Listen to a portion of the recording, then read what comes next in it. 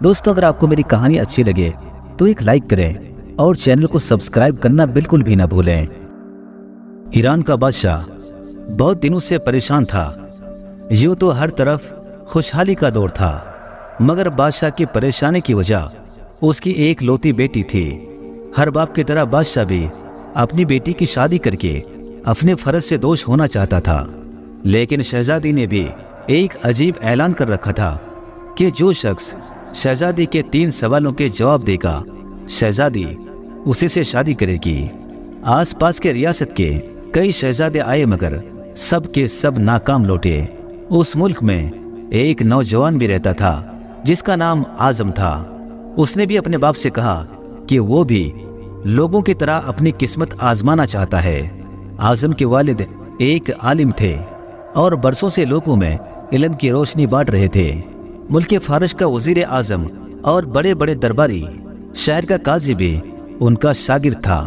बाप ने बेटे की ख्वाहिश देखी तो बोले, बेटा अगर तुम नाकाम लौटे तो तेरा कुछ नहीं जाएगा, लेकिन लोग क्या कहेंगे कि एक आलिम का बेटा भी नाकाम होकर लौट आया। आजम अपने वालिद से कहने लगा, बाबा बड़े बड़े शहजादे लौट गए, अगर मैं भी नाकाम लौट गया तो क्या होगा? ये तो मुकाबला है, जो भी जीत ले और शायद वो खुशनसीब मैं हो जाऊं। आखिर बाप को बेटी की जिद माननी पड़ गई। आजम खुशी खुशी महल की तरफ चल पड़ा। शहर भर में ये खबर जंगल की आग की तरह फैल गई। मुकर्ररा वक्त पर महल लोगों से खचाखच भरा हुआ था। बादशाह तख्त पर बैठा था। मलका आलिया भी महल में मौजूद थी।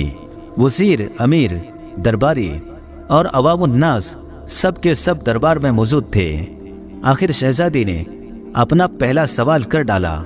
उसने शहादत की उंगली फिजा में बुलंद की। आजम कुछ देर खामोश रहा और फिर शहादत वाली उंगली के साथ दूसरी उंगली भी फिजा में बुलंद की। ये देखकर शहजादी मुस्कुरा उठी और मलका आलिया बोली, शाबाश ए नौजवान, तुम पहला मरहला कामयाबी से तय कर गए हो। दूसरे सवाल के लिए शहजादी कुर्सी से उठी और हाथ में तलवार लेकर हवा में चलाने लगी। कुछ देर बाद वो दोबारा अपनी नशिस्त पर आकर बैठ गई। बादशाह समेत हर दरबारी की नजर आजम पर थी। आजम खड़ा हुआ और अपने जेब से कलम निकालकर फिजा में बुलंद कर दी। शाबाश ए नौजवान, हम खुश हुए। ये जवाब भी दुरुस्त है। मलका आलिया की आवाज दरबार में उभरी। उसके साथ ही दरबार मुबारक हो के साथ गूंज उठी। अब ये 2 सवालात क्या थे और उनके जवाबात क्या थे? हर शख्स इस बात पर गौर कर रहा था कि शहजादी ने क्या पूछा और आजम ने इनको क्या जवाब दिया। लोगों के लिए ये भी एक राज था। आखिर शहजादी ने तीसरा सवाल कर डाला। वो तेजी से सीढ़ियां उतरी और तेजी से सीढ़ियां चढ़कर अपनी जगह पर आकर बैठ गई। ये सवाल बड़ा अजीब व गरीब था। हर तरफ खामोशी थी, लोगों की सांसें रुकी हुई थी। आजम खड़ा हुआ और अपने सीने पर हाथ रखकर शहजादी की तरफ देखने लगा। मरहबा मरहबा ए नौजवान, मुबारक हो। मलका आलिया की आवाज के साथ ही शहजादी महल के अंदरूनी हिस्से में चली गई और महल मुबारकबाद की आवाज से गूंज उठा। लोग खुशी से झूम रहे थे। आजम दिल ही दिल में खुदा का शुक्र अदा कर रहा था कि जिसने उसे ये एजाज बख्शा। बादशाह ने आजम से पूछा, ए नौजवान, मलका आलिया को तुमने मुतमईन कर दिया। अब ये बताओ कि तुमसे आखिर क्या पूछा गया था और तुमने क्या जवाब दिया, और अगर तुमने एक भी गलत जवाब दिया तो तुम्हारी गर्दन उतार दी जाएगी। आजम पुरएतमाद अंदाज के साथ खड़ा हुआ और बोला, बादशाह सलामत। शहजादी ने एक उंगली खड़ी करके पूछा था कि क्या तुम एक खुदा को मानते हो, यानी क्या तुम एक खुदा पर यकीन रखते हो? तो मैंने एक उंगली के साथ साथ 2 उंगली उठाई, क्योंकि मैं खुदा को एक मानता हूँ और हजरत मोहम्मद सल्लल्लाहु अलैहि वसल्लम को उसका आखिरी नबी मानता हूँ, यानी कि मैं दोनों पर ईमान रखता हूँ। बहुत खूब, हम खुश हुए, बादशाह ने मुस्कुरा कर कहा।